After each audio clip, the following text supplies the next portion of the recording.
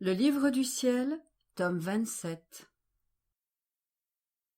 23 septembre 1929.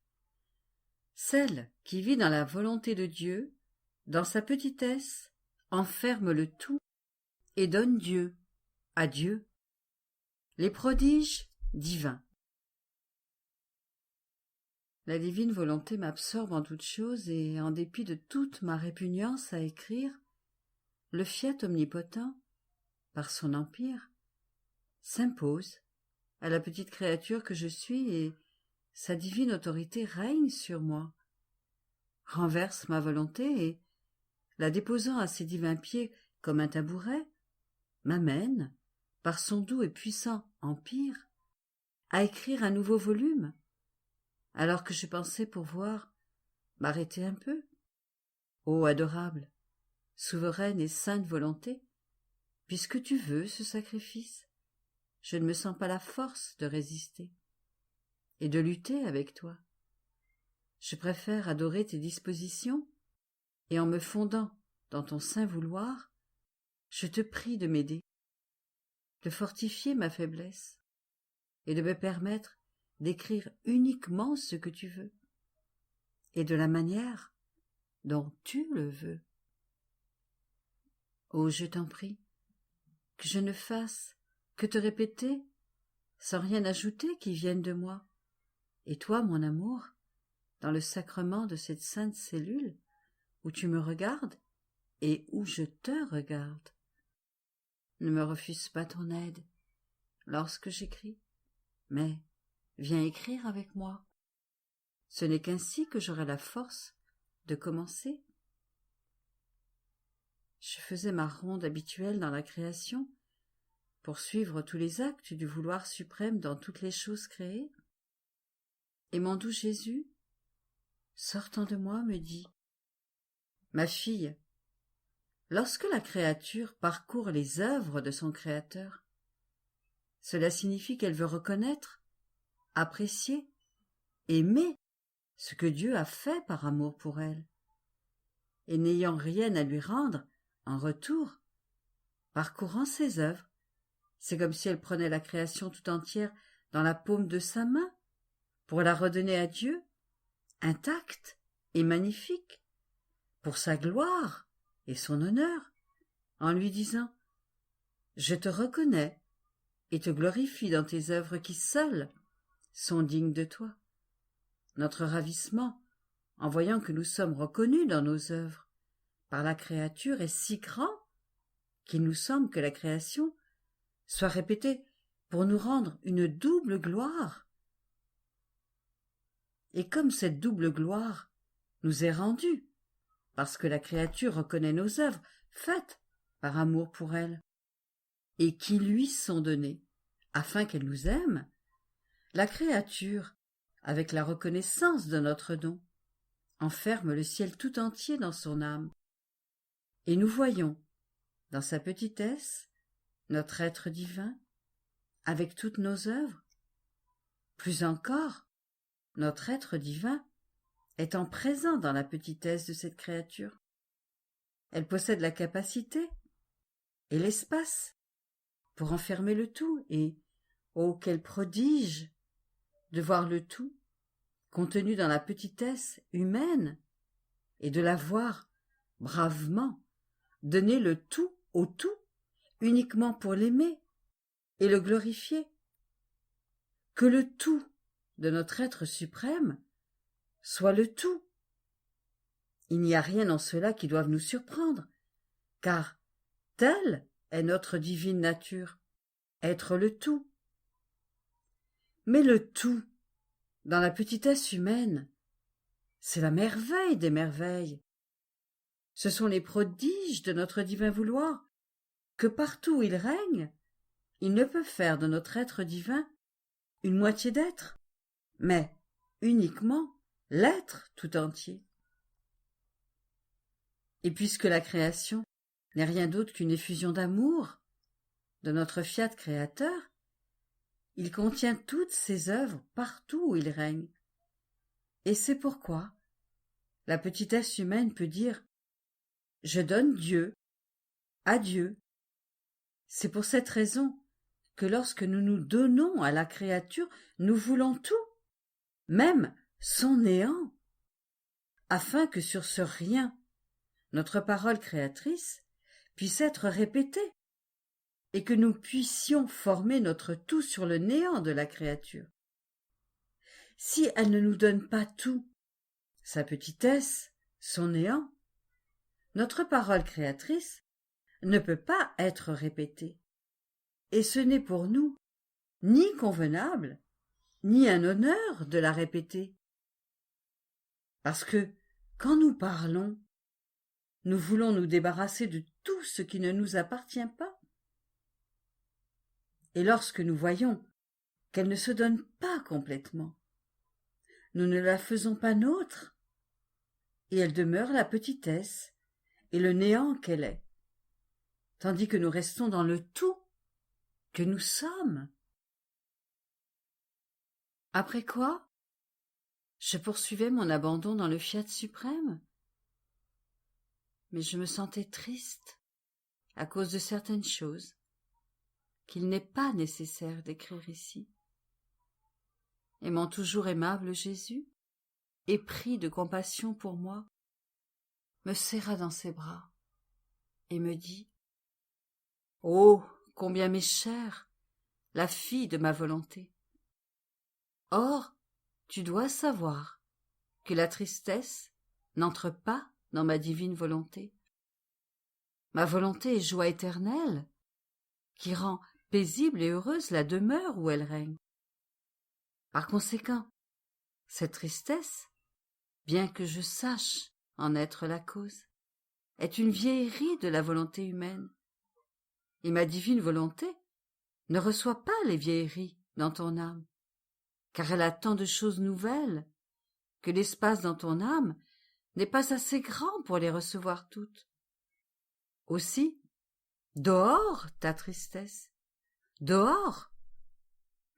Oh, si tu savais les rares beautés que ma divine volonté forme dans ton âme. Où qu'elle règne, ma volonté forme son ciel, ses soleils, sa mer et la petite brise de sa divine fraîcheur. Artisan insurpassable, elle possède en elle-même l'art de la création. Et lorsqu'elle entre dans la créature pour former son royaume, elle est impatiente de répéter son art, elle étend en elle les cieux et forme le soleil et toutes les beautés de la création. En fait, partout où elle règne, ma volonté veut ses propres choses. Elle les forme avec son art et s'entoure d'œuvres dignes de mon fiat. C'est pourquoi la beauté de l'âme, où elle règne, est indescriptible. N'en est-il pas ainsi dans l'ordre humain? Si quelqu'un fait un travail, il ne perd pas son art en l'exécutant. L'art reste sa propriété, et il a la vertu de répéter son œuvre aussi souvent qu'il le désire. Et si l'œuvre est belle, il a très hâte d'avoir l'occasion de la répéter. Il en est ainsi de ma divine volonté. L'œuvre de création est belle, majestueuse, somptueuse, remplie d'ordre et d'une indicible harmonie. Par conséquent, ma volonté guette l'occasion de la répéter. Et cette occasion lui est donnée par les âmes qui la laissent dominer et étendre en elle son royaume. Par conséquent, courage, éloigne-toi de tout ce qui n'appartient pas à mon divin fiat, afin qu'il soit libre d'accomplir son œuvre divine. Sinon, tu formerais autour de toi des nuages qui empêcheraient la lumière de se répandre et de faire briller dans ton âme ses rayons éclatants. 28 septembre 1929. Le premier baiser, effusion d'amour entre la mère et le fils, comment chaque chose créée contient en elle-même sa propre effusion. Comment c'est une création continue pour celle qui vit dans le fiat. Satisfaction divine. Je faisais ma ronde dans la création et la rédemption, et ma petite intelligence s'arrêta lorsque mon charmant petit enfant, dans l'acte de sortir du sein maternel, se jeta dans les bras de la céleste maman, et que, dans son désir de manifester sa première effusion d'amour, il entoura de ses petits bras le cou de sa maman et l'embrassa. La divine reine ressentait elle aussi le besoin de faire son premier épanchement d'amour envers le divin enfant, et elle lui rendit son baiser avec tant d'affection maternelle que le cœur sembla lui sortir de la poitrine. Ce furent les premières effusions entre la mère et son fils. Je me disais, qui sait le nombre de biens que renfermait cette effusion? Et mon doux Jésus, apparaissant sous la forme d'un petit enfant, en train d'embrasser sa mère, me dit: « Ma fille, combien je ressentais le besoin de manifester cette effusion envers ma maman. De fait, tout ce qui a été fait par notre être suprême n'était qu'une effusion d'amour. Et dans la Vierge Reine, je centralisais tous les penchements d'amour que nous avions dans la création, parce que, comme ma divine volonté était en elle, ma maman était capable de recevoir avec mon baiser un épanchement si grand et de me le retourner. En fait, seule la créature qui vit dans ma divine volonté centralise en elle l'acte continu de toute la création et l'attitude de la retourner à Dieu. À celle qui possède ma divine volonté, je peux tout donner, et elle peut tout me redonner. Plus encore, comme nous avons produit la création dans une effusion d'amour pour la donner à la créature, elle dure et durera toujours. Et celle qui est dans ma divine volonté est aussi présente dans notre maison et reçoit la continuité de notre épanchement, avec l'acte continu de toute la création. En fait, afin de la préserver telle que nous l'avons faite, c'est comme si nous étions toujours dans l'acte de la créer, et de dire à la créature, par cette effusion qui est la nôtre, dans la création de tant de choses, nous te disons, je t'ai aimé, je t'aime, et je t'aimerai toujours. Et l'âme, qui se laisse dominer par notre divin vouloir, sur ses ailes, incapable de contenir un si grand épanchement d'amour, s'épanche elle aussi, et nous dit, répétant notre même refrain, dans votre volonté, je vous ai aimé, je vous aime, et je vous aimerai toujours. Toujours. En fait, toutes les choses créées ne sont-elles pas des épanchements d'amour dont notre fiat, comme premier acteur, témoigna envers la créature? Épanchements d'amour que ce ciel azuré, constellé d'étoiles, et, en demeurant toujours étendu, sans jamais faiblir, ni changer, il présente notre continuel épanchement d'amour envers la créature, et répand notre amour continuel en revêtant toute la terre de lumière, et tous les effets qu'il produit, innombrables, sont des épanchements continuels et répétés, qu'il témoigne à la créature. Épanchement d'amour de la mer qui murmure et répète ces gigantesques vagues, tantôt tranquilles, tantôt tempétueuses. Et tous les poissons qu'elle produit ne sont rien d'autre que l'épanchement continuel de notre amour. Épanchement d'amour de la terre, et lorsqu'elle s'ouvre pour produire fleurs, plantes et fruits, notre amour continue son ardent épanchement. Bref, il n'est pas une seule chose créée par nous, où ne se trouve le continuel épanchement de notre amour. Mais qui a conscience de nos si nombreux épanchements? Quelle créature se sent investie par notre force créatrice et touche de sa propre main nos flammes inextinguibles au point de ressentir le besoin de rendre à son tour ses épanchements amoureux à son Créateur? C'est celle qui vit dans notre divin fiat. C'est pour elle une création continuelle. Elle sent la puissance de notre force créatrice qui, espérant en elle, lui fait toucher de sa main que son Créateur est dans l'acte de créer continuellement par amour pour elle, et lui fait ressentir ses épanchements ininterrompus, afin de recevoir les siens en retour. Mais qui pourra dire notre satisfaction lorsque nous voyons que la créature, par la possession de notre divin fiat, reçoit et reconnaît nos épanchements et, incapable de contenir le grand excès d'amour de nos divins épanchements, dans l'effusion même de notre amour, forme son propre épanchement envers son Créateur. Il nous semble alors être récompensés pour tout ce que nous avons fait dans la création.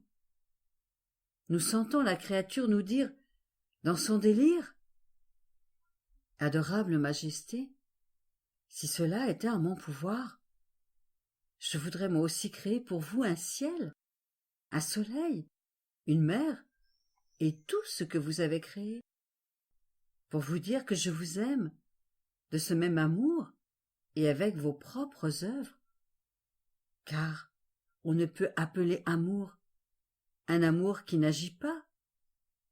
Mais puisque votre divin vouloir m'a tout donné de ce que vous avez créé, je vous le rends pour vous dire que je vous aime.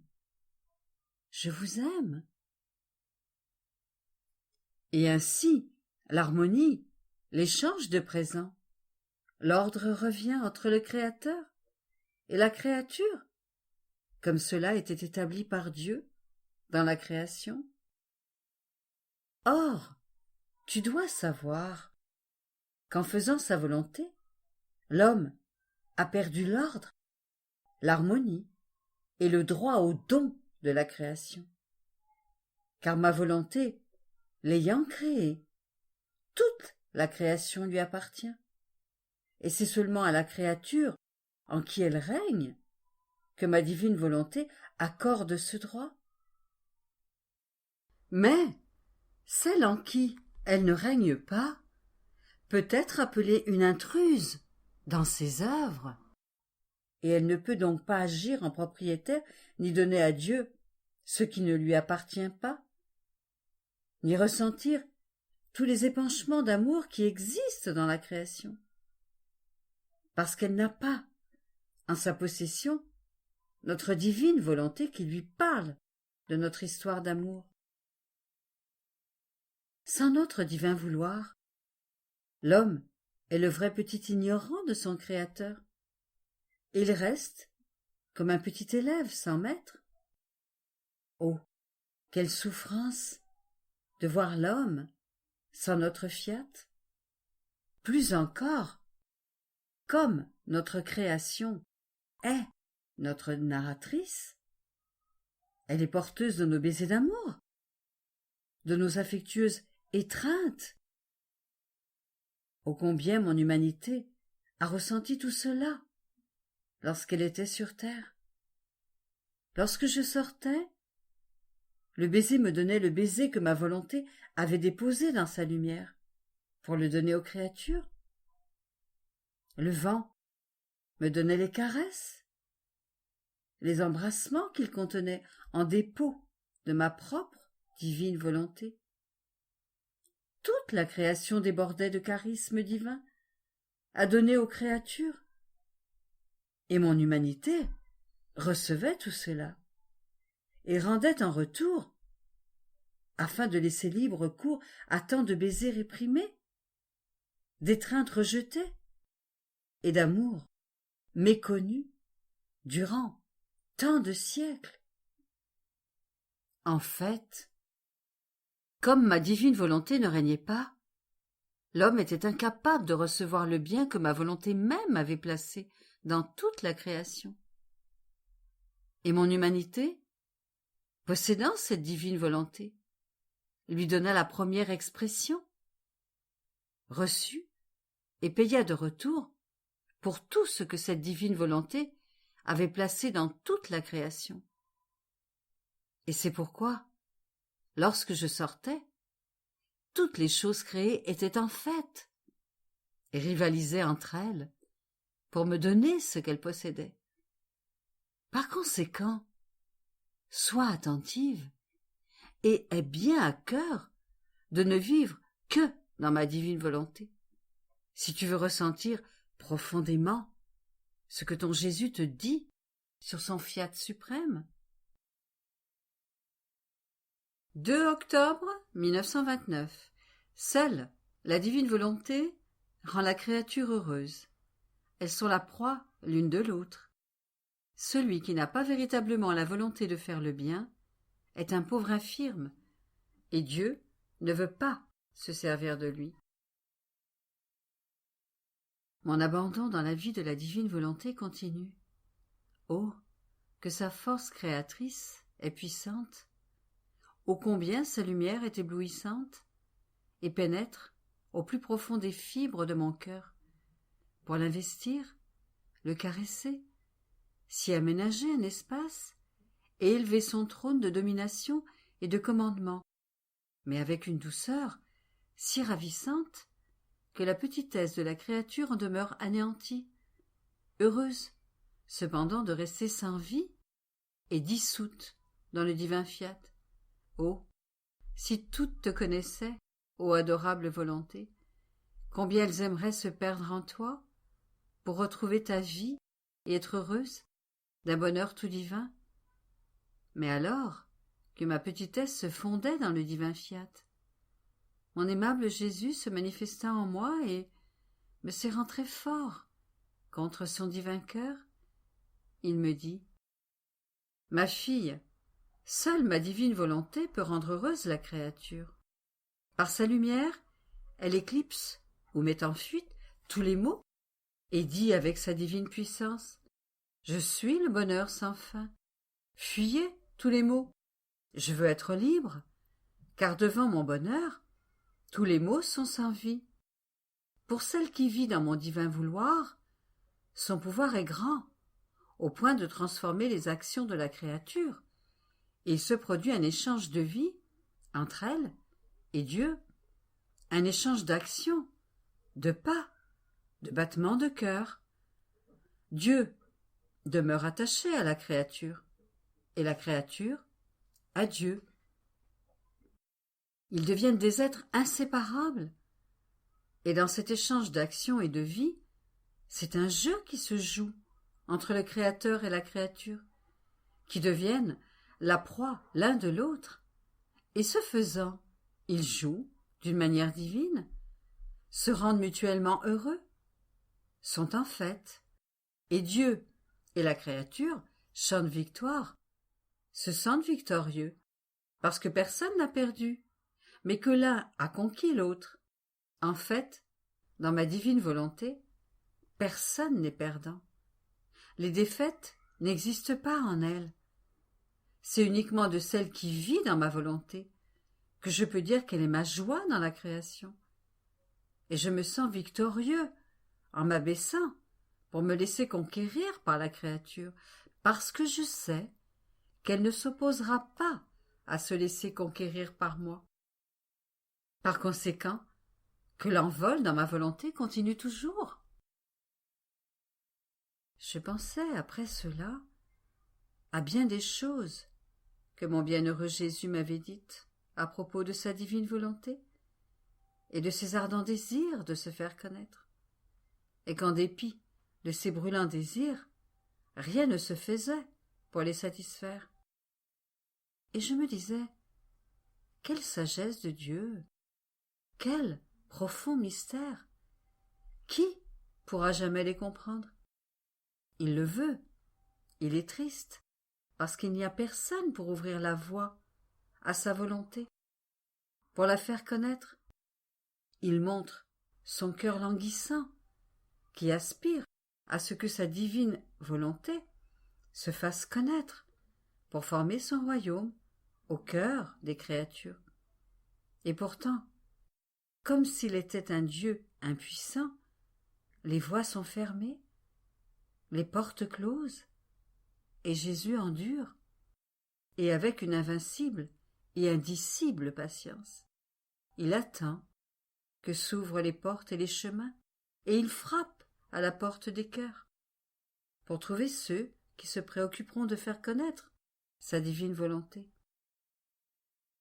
Mais alors que je pensais cela, mon doux Jésus, se faisant toute bonté et tendresse, au point de briser les cœurs les plus endurcis, me dit « Ma fille, si tu savais combien je souffre lorsque je veux former mes œuvres et les faire connaître aux créatures, pour leur donner le bien qu'elles contiennent, et que je ne trouve personne ayant le vrai enthousiasme, le désir véritable et la volonté de faire de mon œuvre sa vie afin de la faire connaître et de donner aux autres la vie du bien de mes œuvres qu'il ressent en lui-même. Et lorsque je vois ces dispositions en celui qui doit s'en occuper, celui que j'appelle et choisis avec tant d'amour pour l'œuvre qui m'appartient, je me sens si attirée vers lui que pour qu'il puisse bien faire ce que je veux, je m'abaisse moi-même, je descends en lui, et je lui donne mon esprit, ma bouche, mes mains, et même mes pieds, afin qu'il puisse sentir la vie et mon œuvre en toutes choses, et que, telle une vie ressentie, et non comme une chose qui lui est extérieure, il puisse sentir le besoin de la donner aux autres. Ma fille, lorsqu'un bien n'est pas ressenti comme de la vie en soi-même, tout finit par des mots et non des œuvres, et je reste en dehors, non en dedans, et il demeure par conséquent de pauvres infirmes, sans intelligence, aveugles, muets, sans mains et sans pieds. Et moi, dans mes œuvres, je ne veux pas me servir de pauvres infirmes. Je les mets de côté, et, sans me soucier du temps, je continue à chercher ceux qui sont disposés, qui doivent servir mon œuvre. Et tout comme je ne me suis pas lassée de parcourir les siècles et la terre entière pour trouver la plus petite créature et placer dans sa petitesse le grand dépôt des connaissances sur ma divine volonté, je ne me lasserai pas non plus de parcourir la terre, encore et toujours, pour trouver ceux qui sont vraiment disposés, qui apprécieront, comme de la vie, ce que j'ai manifesté sur le divin fiat. Et ceux-là feront tous les sacrifices pour le faire connaître. Je ne suis donc pas le Dieu impuissant, mais le Dieu patient, qui veut que ses œuvres soient accomplies comme il convient et par des gens bien disposés et non forcés, car ce que j'abhorre le plus dans mes œuvres, c'est la mauvaise volonté des créatures, comme si je ne méritais pas leur petit sacrifice. Et pour la bienséance d'une œuvre si grande, qui est de faire connaître ma divine volonté, je ne veux pas me servir de pauvres infirmes. En fait, pour celui qui n'a pas la volonté véritable de faire un bien, c'est toujours une mutilation qu'il inflige à son âme. Mais je veux me servir de gens qui, lorsque je leur fournis mes divins membres, agissent comme il convient, ainsi que le mérite une œuvre qui doit apporter tant de bien aux créatures et une grande gloire à ma majesté. 7 octobre 1929. Comment le divin fiat est inséparable de ses œuvres. Le terrible moment de la chute d'Adam. Je me sentais immergé dans le divin fiat. Sa lumière m'entourait de partout, au-dedans comme au dehors. Et mon doux Jésus, se faisant voir, me serra dans ses bras et, s'approchant de ma bouche, il envoya le souffle de sa bouche dans la mienne, mais si fort que je ne pouvais le contenir. Oh, combien le souffle de Jésus était agréable, doux et fortifiant. Je me sentais renaître à une vie nouvelle. Et mon toujours aimable Jésus me dit : « Ma fille, tout ce qui sort de nos mains créatrices contient création et préservation continuelle. Si notre acte de création et de préservation se retirait des cieux, du soleil et de tout le reste de la création, toute vie disparaîtrait, parce que, comme la création est le rien, ils ont besoin du tout pour être conservés. C'est pourquoi nos œuvres sont inséparables de nous, et ce qui n'est pas sujet à la séparation est aimé toujours, conservé pour toujours sous notre regard, et l'œuvre, comme celui qui l'a créée, ne forme plus qu'un. Notre fiat, qui s'est prononcé dans l'acte de création de toutes choses, est resté dans l'acte de toujours s'exprimer lui-même, de se constituer acte et vie éternelle de toute création. Notre action n'est pas comme celle de l'homme, qui ne place pas son souffle, ses battements de cœur, sa vie et sa chaleur dans son œuvre. Par conséquent, son œuvre est séparable de lui, et il ne l'aime pas non plus d'un amour invincible et parfait. Car, lorsque quelque chose est séparable, on peut même en arriver à l'oublier. Par contre, dans nos œuvres, c'est la vie que nous plaçons, laquelle est aimée, au point que pour la préserver, nous faisons toujours courir notre vie dans nos œuvres. Et si nous voyons quelque danger, comme cela est arrivé avec l'homme, nous sacrifions notre vie pour sauver la vie qui courait dans notre œuvre. Or, ma fille, ta vie dans notre divin fiat a commencé avec notre demande de ta volonté que tu m'as très volontiers donnée. Et quand je t'ai vu me donner ta volonté, je me suis senti victorieux, et par mon souffle en toi, j'ai voulu prononcer mon fiat omnipotent dans les profondeurs de ton âme, pour renouveler l'acte de création. C'est ce fiat que toujours je répète, afin qu'il te donne la vie continuelle. Et, en étant répété, il te préserve et maintient sa vie en toi. C'est pourquoi tu ressens souvent mon souffle en toi, qui renouvelle ton âme, et l'inséparabilité que je ressens est ma divine volonté qui me fait aimer d'un amour éternel ce que nous avons déposé en toi. Chaque fois que mon fiat est répété, chacune de ces vérités qu'il te manifeste, chacune de ces connaissances, ou chaque parole qu'il te dit, est un amour qui se lève en nous pour que nous t'aimions encore plus et pour se faire aimer. C'est notre fiat créateur et préservateur qui, aimant sa vie et ce qu'il a fait en toi, continue de se prononcer, afin de préserver sa vie et la beauté de son œuvre. Par conséquent, sois attentive et reçois continuellement la parole de mon fiat, car il est porteur de création, de vie et de préservation.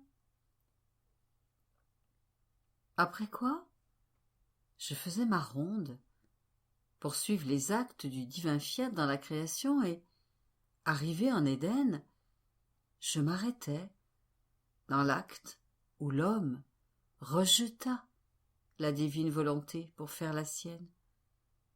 Oh, combien je comprenais le grand mal de faire la volonté humaine. Et mon bien-aimé Jésus, se manifestant en moi, me dit: Ma fille, terrible, en vérité, fut le moment de la chute d'Adam. Lorsqu'il rejeta notre divine volonté pour faire la sienne, notre fiat a été dans l'acte de se retirer des cieux, du soleil et de toute la création pour la réduire au néant.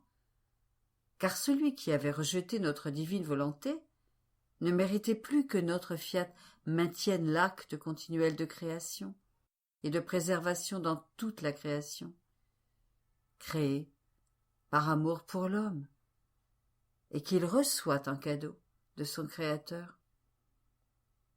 Si le Verbe éternel n'avait pas offert ses mérites anticipés de futur Rédempteur, comme il les offrit pour préserver la Vierge immaculée du péché originel, tout serait tombé en ruine. Les cieux et le soleil se seraient retirés en notre source, et lorsque notre divine volonté se retire, toutes les choses créées perdent la vie. Mais le Verbe, fait homme, s'est présenté devant la divinité, et rendant présent par avance tous ses mérites, toutes les choses sont restées à leur place, et mon fiat continua son œuvre de création et de préservation, attendant mon humanité pour la lui offrir en cadeau légitime et que je méritais. Si bien que la promesse solennelle fut faite à l'homme que le futur Rédempteur descendrait pour le sauver, et que l'homme prierait et se disposerait à le recevoir. Notre volonté a tout fait, et avec justice, elle avait un droit sur toute chose. En faisant sa volonté, l'homme perdait ses droits divins sur la création. Par conséquent, il ne méritait plus que le soleil lui donne sa lumière. Et lorsque la lumière le revêtait, notre volonté sentait que les droits de sa lumière lui étaient arrachés. Car chaque chose créée que l'homme prenait et utilisait était une déchirure faite à notre volonté. Sans mon humanité, tout était perdu pour l'homme. Par conséquent, ne pas faire ma divine volonté renferme tous les maux et fait perdre tous les droits, et du ciel et de la terre, tandis que faire ma volonté renferme tous les biens et acquiert tous les droits, humains et divins.